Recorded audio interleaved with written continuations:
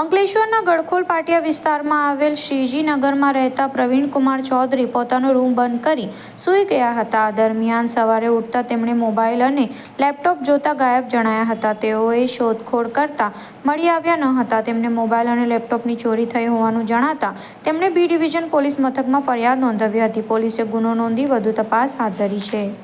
मेरा नाम प्रवीण कुमार चौधरी है और यहाँ पे अपने स्मार्ट मीटर में काम करता हूँ। मैं वडोदरा से रात को 10 बजे आया था यहाँ पे और समथिंग 1 बजे के आसपास में रूम पे आके मैं सोया था।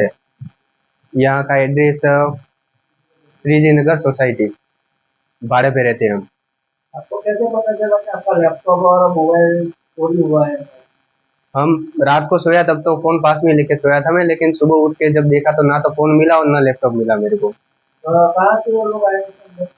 वो आगे से आया है, चढ़ के दीवार चढ़ के आया था।